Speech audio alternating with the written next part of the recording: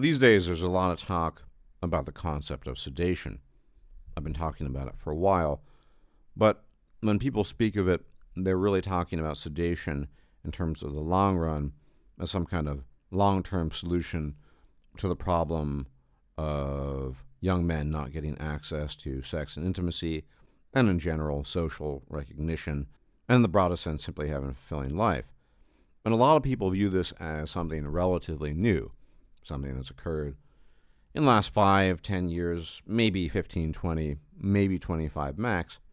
But I think people need to realize certain basic tenets of human existence, things that people often overlook. Something I've said for a long time now has just been that life is cope. And by that I mean, historically and even in the contemporary setting, life is short, fairly miserable, and it doesn't end well, really, ever. And so the answer to that is various ways that humans have come up with in order to deal with the lack of pleasantness. And it is, by its very definition, a form of cope. People engage in all sorts of behaviors. I'll take one instance of this, for example. This is my interpretation, my opinion. But the idea of a structured religion that offers you a fast track to salvation based on your behavior, well, that's a kind of cope. It's what's going to keep you going. Remember, I mentioned this in a video not too long ago, the draft horse that is kept plodding along by dangling a carrot in front of him. Well, it's something along those lines. And before video games, there were films and things that kept people distracted and kept their minds entertained and lost in the fantasy and the reverie that they could occasionally gain access to. And in a sense, this is nothing new. Cope or copium has been around for a long, long time. It's just that in today's day and age, the sedatives are that much more potent and they're that much more omnipresent. They're ubiquitous. Back in the 1950s, you had some films, you had some things that you would do, and that would be about it. But starting sometime in the 1990s, really accelerating throughout the last 20 plus years, we have a near endless stream of different distractions, copiums, if you wish to call them that, and forms of sedation. And so it's important to ask the question, what is this sedation, and what is it trying to do? Why are people, specifically young men, looking for this type of sedative and this sort of anesthetic, if you will? Well, it's to fulfill basic requirement. One of the easiest ones to describe and discuss, and something we've talked about for a long time and many other people have talked about, are video games. Video games that give men a sense of accomplishment, of achievement, of making some kind of progress, something that, frankly speaking, is rarely offered in real life these days. It's just that much more difficult in the current meta. And sure, you could join the rat race and be a wagey, but joining the rat race and being a wagey, being quote-unquote gainfully employed, will not necessarily convey to you the same sense of achievement, accomplishment, etc., that you might get when you're playing a video game that allows you to attain and achieve concrete rewards. No such thing exists in life. Let's say you go through the conventional channels. You go to high school, you go to university, maybe you even get a master's, and you end up working, say, as an accountant, just as a random example. Okay. Is that going to be fulfilling? Not really. You're doing it so you can survive. What if you're only doing it just so you can make a living, so you can get by? That's even more reason, in my humble opinion, to not really enjoy what you're doing. But games are different. There's an aspect of the voluntary to them. And so that sense of achievement, of accomplishment, arguably cannot be found in reality unless you belong to the top echelons of society. So achievement, competition, feeling of being fulfilled, a lot of that comes from video games. Not exclusively, but very frequently. Then there's the matter of prawn. People talk a lot about prawn, understandably. And prawn is something that rather obviously fulfills the sexual desires of men. And it is regular and easily accessible.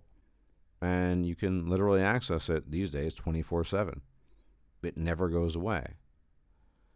And every guy knows, no matter what his libido is, Sometimes you just got to blow your load. And prawn exists for that purpose, more or less, and it fulfills that need.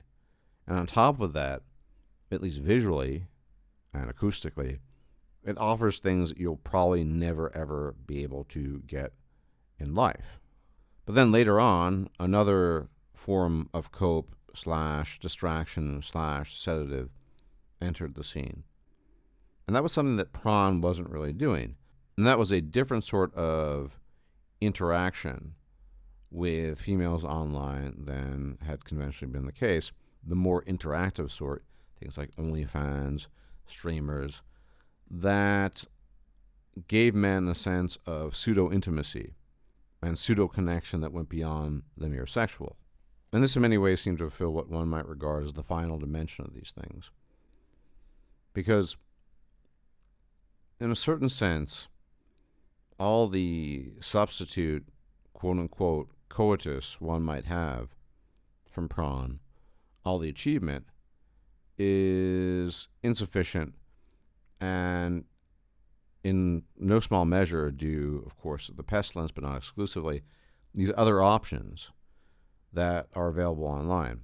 Simping, spending money on various e-girls, give that sense of connection. You're following, participating in the person's life.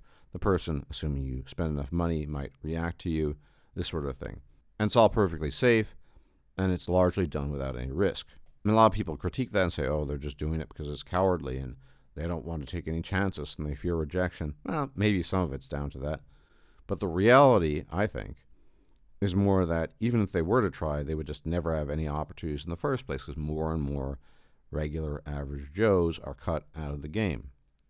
And so all these things combined create a sense of sedation. You can add various other things, drugs, alcohol, to it, and some people indeed fall prey to that sort of thing. And they've been around for a long time as well. But everything is getting set up for full-time sedation. And I thought about this long and hard. And it's really, really hard, if you think about it, to make a good sales pitch for the alternative. Of course, you have these hucksters like Hamza who will come by and say, look, you pay me $1,000 an hour, I'll help you out. But he doesn't even know if he's going to achieve all these things. It's all just hope and cope at the end of the day, hope peddling. And there's nothing wrong with cope. Like I said at the beginning, life is cope. Humans cope with the inevitability of their own annihilation. Humans cope with the misery of their existence all the time. But maybe, just maybe, the fantasy is better than the reality that's on offer. And it's interesting that, at least in the normosphere, no one ever really considers that as an alternative. They just think, well, it's bad. It's bad to get involved in these things, video games, prawn, etc., because it's not reality. And you should be familiar with reality and confront it and yada, yada, yada. But why should an individual really do that if the alternative is better? Now, sure, if you're Chad Williamson or some really, really wealthy Chad or really lucky person, maybe reality is better than all these alternatives. But for the vast majority of guys, increasingly, these forms of sedatives, the quote-unquote copium, sedation, are actually better. And as the technology progresses and moves ahead, people talk about things such as the metaverse, then the means of distraction will become greater. I'm going to argue that one can only hope that whatever comes in terms of ultimate sedation, metaverse, whatever it's called, even if it's a multi-pronged approach, it better be better than the previous options. It's my firm conviction, in contrast to a lot of people, that for most men, especially the younger ones, these other options are simply better options than, quote-unquote, dwelling in reality. Now, of course, they can try these other things. They can go through the rigmarole. They can participate. But if they then determine that it wasn't what it was made out to be in the tales they heard, then at the very least there are these other options that should not be decried, but be viewed as, I think, valid positions they can take and valid activities they can participate in. And of course, I don't endorse online simping or that sort of thing, but for some young guys, I don't blame them. It's the only thing they can do, and it's the only way they have access to any sort of conversation with females which apparently they crave, understandably on some level. In a lot of ways, I think we're at a precipice now where both individuals will need to decide, but also the greater society around us will need to decide whether or not these are acceptable means of existing. I think they are. I think increasingly the quote-unquote real choices are less and less satisfactory, and it's something to consider, especially for those who want to develop these sorts of technologies. And I think it's ultimately in everyone's interest to develop these technologies even further, because the alternative, a more old-school alternative, is not pleasant at all. You don't want men with nothing to do, with no hope for a future, with no one to establish contact with no intimacy, no sex, no nothing, gathering in large groups doing things. So the strange convergence here is the convergence of people who obviously don't give a rat's buttocks about these young men, but at the same time realize what's in their interest as well as the interest of the young men on a certain level, all this converging, coming together, and one can only hope as these things move further and further in one direction that the technologies improve and become that much more immersive. And all the bases need to be covered. The need for sex, the need for intimacy, the need for achievement, accomplishment, the need for camaraderie. If all these basic pillars can be fulfilled, then maybe it won't be such a bad deal at the end of the day.